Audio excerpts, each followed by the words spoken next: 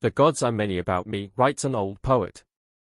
And I wonder here on my part, with the weight of all truths, and the weight of the world of madness, why I grasp so lazily at them, why stupor is so nice, a strange anesthetic, opioid-like to my brain. Apparently, it is said in the Bible, we wrestle against some beings in the air, from Ephesians, we wrestle against principalities, against powers, against the rulers of the darkness of this world, against spiritual wickedness in high places. I saw one in my mind the other day, of the categories above, I know not which. The being seemed to be curious, to inquire something of me, but I could not understand what he said. His voice was a deep vibrational baritone, as though it originated from another place. His form was dark and wide, humanoid, male, muscular, his face wide, some parts of his face bulging out as though with bony horns. He sat on a throne, dark as well, and it was as if his body was somehow fused to the throne, and the throne fused to him. But we will leave this being alone. Now on another topic, I think there are two equations of the mind that we deal with or use constantly, an equation that settles and an equation that causes convergence. Our brains can tie reality with a quantum knot. When we conceive that our circumstances, say the stock market, exists in reality in a certain way, this conception makes it so, for us at least. Our conception insists on the boundaries of possibilities, of worlds that can be and worlds that cannot be. The thoughts in our brain settles the thing to that binding and state. Regarding the equation of convergence, whatever we look at, or behold, forces all circumstances to converge, like lines converging and eventually touching, to the end point of the thing we behold with our mind and heart.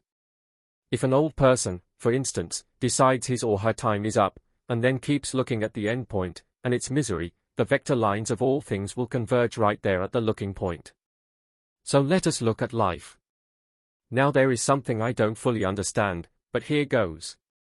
In a dream Satan appeared to me in my room, and, among other things, he threw at me, as though from the clutter of my mind, a skateboard, to destroy me. So I have been wondering about the symbolism on this skateboard. It has to do with the way we think in our brains. At one level it speaks simply of thoughts that distract. We have thoughts inside us that distract from other thoughts inside us. So whenever we look at the thought that distracts us, there is a process that happens. We look, and we roll away, we slide away from some other position inside us. This other position from where and from which we slide away is also a state of being. It seems to me that we have the capacity to be full, a fullness of self, something solid, in stance and feel, inside us, and this occurs in the way we think, when we can focus in our mind, in the world of our mind, a singular sort of clarity, without distraction, beholding all things from a place in our mind where things are still and clear, where we don't entertain every thought that runs by is in its queue. When we behold things in our mind like this, something solid forms inside us and we change momentarily to this state, which is also a position. That is why Jesus says, the lamp of the body is the eye. If therefore your eye is single, or singular, your whole body will be full of light.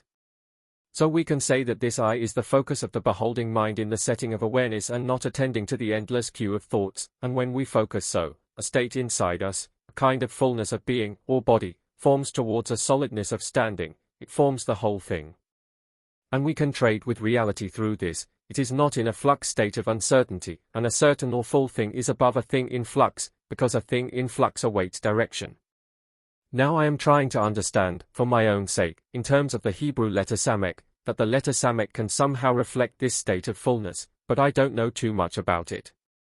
At any rate, the pictograph of the ancient Samek looks something like the Hebrew candles, the menorah, which is inside us, and the modern image is like a square or circle, which has no openings, as it were, reflecting the sequestered or sanctified state of the full self, because our exquisite self, which no longer derails outward into dissipation, must be guarded, must be kept in the square or circle of sanctity. Then the inner body will be full. That is why Jesus said, the body then will be full.